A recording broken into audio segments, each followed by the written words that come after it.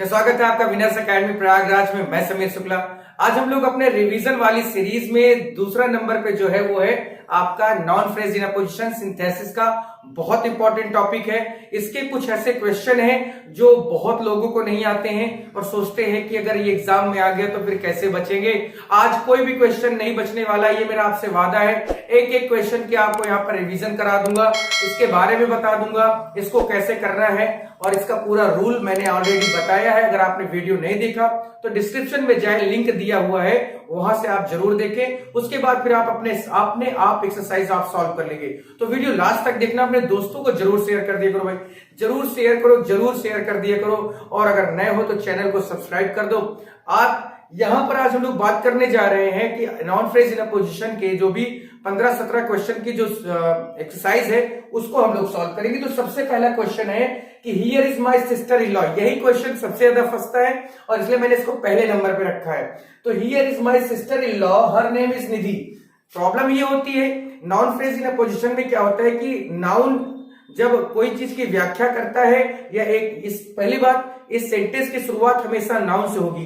तो अगर आपके सिंथेसिस के सिंपल से ये क्वेश्चन आता है तो आपको सिर्फ ध्यान देना है कि वो सेंटेंस की शुरुआत अगर नाउन से हुई है तो इसका मतलब वो नॉन फ्रेज इन अपोजिशन है।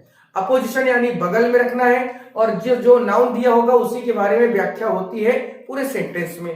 तो हमें इसे 2 कॉमा में रखना है, कभी कभी 3 कॉमा भी हो जाते हैं। कब 3 कॉमा होगा? जब 3 सेंटेंस होगा। 2 सेंटेंस है तो 2 कॉमा।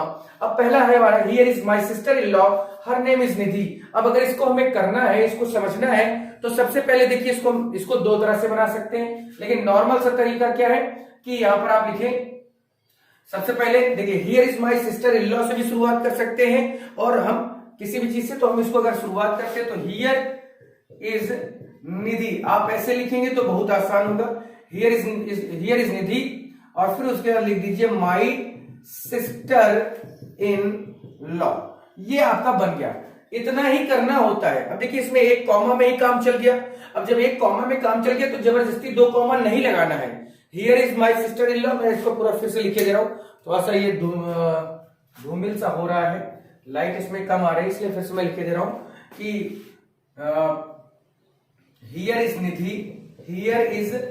निधि, ठीक है, कॉमा करके माय सिस्टर इन लॉ, ठीक है। Here is Nidhi my sister in law. अब इससे ज्यादा इसमें कुछ करने की जरूरत नहीं है आपको, ना तो इसमें ज्यादा कुछ परेशान होने की जरूरत है। बहुत आसान सी भाषा में मैंने बहुत आसान से शब्दों में लिख दिया। आप चाहे तो इसको ऐसे भी कर सकते थे कि here is my sister in law, comma करके निधि कर देते, तब भी ये सही होता, यानी ये गलत आपका नहीं होगा, ठीक है। तो आपको इसी तरह से थोड़ा सा समझना है इसको। नेक्स्ट हमारा है कि Rana Pratap was a great warrior, he was the king of Mewar. Rana Pratap बहुत बड़े योद्धा थे और वो कहाँ के? मेवाड़ के राजा थे। तो इसको आपको करना है। तो सबसे पहले राणा प्रताप, देखिए हर एक सेंटेंस की शुरुआत किससे हो रही है? नाउन से हो रही है। तो राणा प्रताप पहले कॉमा करो। अब उसके बाद इनकी सबसे बड़ी व्याख्या क्या हो रही है? वो महान योद्धा तो थे ही, लेकिन किंग ऑफ मेवाड़ थे। तो आप इसको ऐसे लिखेंगे द किंग ऑफ मेवाड़ कर दीजिए। उसके बाद फिर कॉमा लिखिए और फिर लिख दीजिए वॉज ए ग्रेट वॉरियर, ठीक है। ये आपका बन गया आराम से, कोई दिक्कत नहीं। बाबर डिफीटेड लोधी, बाबर वॉज तुर्क, Lodhi was emperor of India. ये 3 सेंटेंस है। अब देखिए मैंने आपको इसके बारे में सारी डिटेल दी है, आप उस वीडियो को जरूर देखें। अब यहां पर क्या है? बाबर ने लोधी को हराया और बाबर कैसा था? कौन था? तुर्क था। तो आप इसको ऐसे कर सकते हैं कि तुर्क बाबर कॉमा करके डिफीटेड, इसकी सबसे बड़ी उपलब्धि क्या थी कि इसने इब्राहिम लोधी को हराया। तो डिफीटेड लोधी और फिर उसके बाद यहां लिखना है कि was a emperor of India.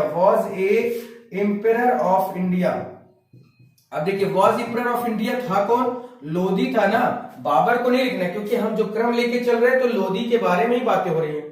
अब यहां पर Mohan is the only son of his father, he died in an accident. तो सबसे पहले आपका जो सब्जेक्ट है यानी नाउन है वो मोहन है। उसके बाद इससे रिलेटेड बहुत बड़ी बात क्या है कि वो अपने पिता का एकमात्र लड़का था। तो आप लिख सकते हैं कि the only son of his father, ठीक है। उसके बाद कॉमा करो died in an accident, died in accident, ये आप करेंगे तो पूरा का पूरा नंबर आपको मिलेगा, कोई रोक नहीं सकता है। Mister Saxena is our principal, he is very learned. तो भैया हमारा सब्जेक्ट क्या है, पहले मिस्टर सक्सेना को लिख दें, मिस्टर सक्सेना कॉमा कर दिया। ये कौन है भाई, हमारे प्रिंसिपल है, तो आवर प्रिंसिपल कर दो, आवर प्रिंसिपल कर दो कॉमा, और फिर उसके बाद लिख दो इज वेरी लर्नेड। ठीक है, अब देखिए यहां पर कुछ भी नहीं करना था, बस एक चीज याद रखना है कि जो हमारा लास्ट वाला सेंटेंस होगा वो, यानी जो लास्ट दूसरे वाले कॉमा के बाद का जो सेंटेंस होगा वो हमेशा किस में होगा, हेल्पिंग वर्ब से उसकी शुरुआत होगी, क्योंकि आपको टेंस जरूर दिखाना है। और आप देख लीजिए हमने इस वही किया भी है, वॉज यहां पर है, वॉज यहां पर है, डाइड इन एन एक्सीडेंट यानी वर्ब पास्ट टेंस में दिखा रहा है, इज यहां पर लास्ट में दिखा रहा है। तो हमें ऐसे ही करना है, इस तरह से समझना है, ठीक है, कोई दिक्कत नहीं होगी। आगे के 2-4 यहाँ पे मैंने देखा है कि आप सब कुछ जानते हैं, तो देखिए 19-20 है, मैं आपको 10 इसके बताऊंगा, 12 बता दूंगा, जो और इजी है वो आप अपने आप से कर सकते हैं। मेन रिवीजन का मतलब यही है कि आप इन सब चीजों को एक बार फिर से क्या कर लें, देख ले, समझ लें, कोई क्वेश्चन छूटा है तो उसको पढ़ लें। तो चलिए आगे बढ़ते हैं नंबर 6 की ओर। चलिए नंबर 6 है यहाँ पर कि Shahjahan was a great Mughal emperor, he build the Taj, it is the finest building in the country. अब यहाँ पर देखिए शाहजहां और ताजमहल की बात हो रही है। अब शाहजहां के बारे में लिखना है तो सबसे पहले तो हमें क्या लिखना है, शाहजहां का नाम तो लिखना ही पड़ेगा। अब शाहजहां का नाम जैसे हमने लिखा, कॉमा किया, अब उसके बाद क्या आना चाहिए, अब उसके बाद क्या आना चाहिए कि ग्रेट मुगल एम्परर, है ना, शाहजहां। अब यहां पर आप ऐसे लिख सकते हैं कि ग्रेट मुगल, भाई महान राजा था, वो तो प्रभु जाने कि महान राजा थे या क्या थे, लेकिन भाई किताब में है तो वही है। तो Shahjahan a great Mughal emperor, ठीक है। उसके बाद लिखना है बिल्ड द ताज, ठीक है, बिल्ड द ताज, और फिर उसके बाद आप लिखेंगे is the finest, is the finest building, is the finest, फिर उसके बाद लिखेंगे बिल्डिंग, ठीक है, बिल्डिंग इन द कंट्री। ये आप कह सकते हैं या आप इसको ऐसे लिख सकते हैं। तो इसमें कोई बहुत बड़ा काम नहीं करना था, इसको बस नॉर्मली देखिए, अब यहां पर 1 कॉमा लगा, 2 कॉमा लगा और 3 कॉमा में हो गया। जबकि बुक का ही रूल कहता है, बुक का रूल कहता है कि 2 कॉमा के अंदर होना चाहिए, लेकिन सेंटेंस भी तो 2 होने चाहिए ना। यहां पर देखिए पहला सेंटेंस ये है, दूसरा सेंटेंस ये और तीसरा सेंटेंस ये। तो जब 3 सेंटेंस है तो हमें 3 कॉमा लेना है, 2 सेंटेंस होता तो हम 2 कॉमा लेते, ऑब्वियस सी बात है, इसमें कोई दो राय नहीं थी। तो हमें इसी तरह से करना है। अब जैसे I have never been to Mumbai और it is the biggest sea port in India. अब ये जब सेंटेंस हमारा है तो इसमें 2 है, और जब इसमें 2 है तो आप इसको आराम से ऐसे कर सकते हैं कि I have never been to Mumbai, never been to Mumbai, और फिर कॉमा करो the biggest sea port in India, the biggest, यहां पर सॉरी इज करके, is the biggest sea port in India, the biggest sea port in India. आप इसको ऐसे कर सकते हैं, कोई दिक्कत इसमें नहीं होगी। तो देखिए इस तरह के सेंटेंस आते रहते हैं और आपको देखना है। चलिए नंबर 8 है कि Kalidas was a great Sanskrit poet, he was the author of Shakuntalam. अब जब ये सेंटेंस आया तो हमें देखना है, समझ में भी आता है कि सबसे पहले क्या लिखेंगे, सबसे पहले हम लिखेंगे कालिदास, कॉमा लिखने के बाद क्या लिखेंगे, ए ग्रेट संस्कृत पोएट। हमेशा उसी चीज को सब्जेक्ट के बाद रखा जाता है जिस चीज के बारे में व्याख्या की जा रही हो। तो भाई कालिदास कौन थे, ग्रेट संस्कृत पोएट थे, या ग्रेट संस्कृत पोएट कौन था, कालिदास था। ये दोनों एक दूसरे के अपोजिशन में ही होंगे हमेशा। कॉमा करके लिख दीजिए was the author of Shakuntalam, ये कर सकते हैं आप, इसमें कोई दिक्कत नहीं। ठीक है, 8 हो गए। अब इसमें से 1-2 और मैं जो इसके इंपॉर्टेंट वाले हैं वो बता देता हूं, बाकी सब कुछ आसान है, इजी है, कोई दिक्कत इसमें नहीं। ठीक है, चलिए Mahatma Gandhi was a lover of peace, he had once been a lawyer, he preached non violence. यानी महात्मा गांधी शांति प्रिय थे और ये लॉयर भी थे और इन्होंने अहिंसा का उपदेश दिया। अब देखिए हमें करना क्या है, तो सबसे पहले अपना सब्जेक्ट लिखना है, यानी जो नाउन हमारा है। तो महात्मा गांधी हमारा क्या है, सबसे पहला वर्ड है यानी पहला नाउन है। अब इसके बाद हमें इनके बारे में लिखना क्या है कि भैया ये लवर ऑफ पीस थे, लवर ऑफ पीस, ये क्या थे, लवर ऑफ पीस थे। एंड भी यहां लगाना होगा क्योंकि 3 सेंटेंस है। एंड ए लॉयर, और ये क्या थे, एक लॉयर भी थे, एक लॉयर भी थे। उसके बाद है, अब आप यहां पर लिख दीजिए कि प्रीज्ड नॉन वायलेंस, ये आप लिख देंगे तो ये कोई दिक्कत नहीं है, ये आपका सही हो जाएगा। ठीक है, यहां पर आप ये भी लिख सकते थे कि once been a lawyer, and a यहां पर आप लिख सकते हैं वंस बीन ए लॉयर, आप करिए तो ज्यादा सही रहेगा। दूसरा है कि Mathura is a place of pilgrimage, यानी मथुरा एक पवित्र स्थान है। It stands on the Yamuna, वो यमुना के किनारे स्थित है, और Yamuna is one of the holiest rivers in India.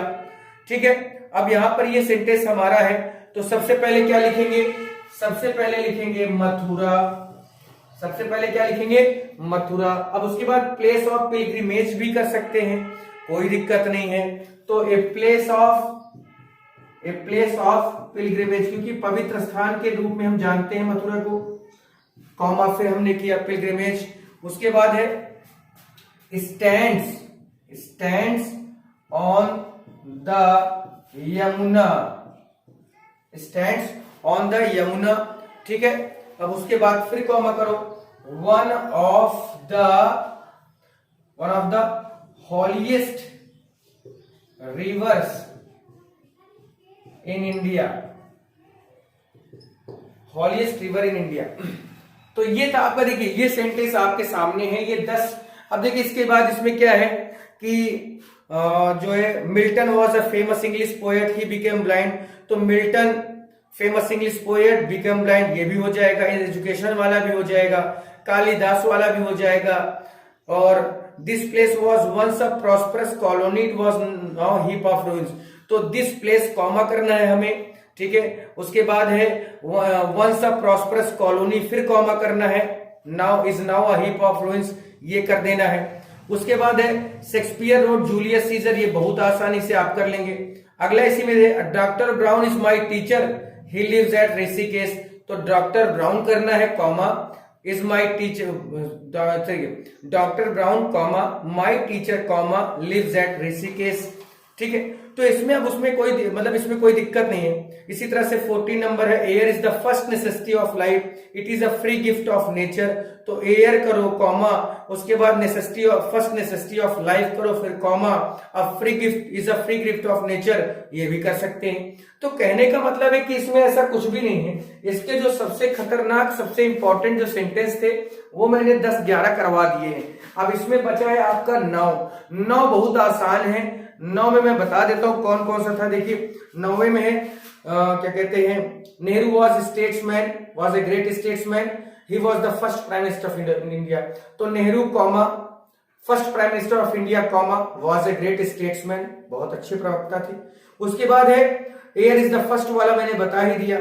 Education वाला है, एजुकेशन करो comma, an instrument of power comma, है ना, has been the guiding factor of civilisation, full stop.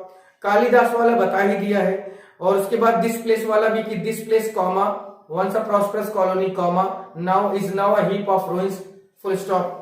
Shakespeare wrote Julius Caesar है, तो Shakespeare comma wrote Julius Caesar comma was a great philosopher या great dramatist. तो ये सारी चीजें हैं। तो आपने वीडियो लास्ट तक देखा, थैंक यू। लेकिन शेयर जरूर कर दीजिए अपने दोस्तों को। और कल हम लोग फिर से अपने एक नए टॉपिक के साथ, जिसका नाम होगा एडवर्ब या एडवर्बल फ्रेज, तो उसके बारे में हम लोग कल देखते हैं, समझते हैं, और उसके बारे में भी हम लोग पूरी फुल एक्सरसाइज सॉल्व करने जा रहे हैं। रिवीजन यही है, रिवीजन का मतलब फुल पढ़ाई नहीं, रिवीजन का मतलब है कि एक बार आप उसको सरसरी नजरों से देखें। और मैंने आपको कई बार कहा कि आप अपना फिजिक्स, केमिस्ट्री, बायो खूब पढ़ते रहो, मैथ पढ़ते रहो। सिर्फ आधे घंटे इस चैनल को यानी मेरे समीर शुक्ला के साथ मुझे दे दो, ठीक है, आपको कोई दिक्कत नहीं होने देंगे। इंग्लिश आपकी पूरी तरह से फ्री माइंड से पढ़िए। मात्र 15 से 20 मिनट चाहिए होते हैं, एक टॉपिक आपका रिवाइज हो जाता है। इससे अच्छा क्या चाहिए, है ना। फिर चला जाए आज के लिए इतना ही, और प्लीज अपने दोस्तों को जरूर शेयर कर देना, ज्यादा से ज्यादा शेयर करना। नए हो तो सब्सक्राइब कर देना। डेली 7 बजे की क्लास अपलोडेड होती है। बाकी लाइव आज नहीं आ पाया हूं, सॉरी उसके लिए। लाइव हम लोग कल मिल लेंगे 4 बजे। फिर आज के लिए इतना ही, थैंक यू।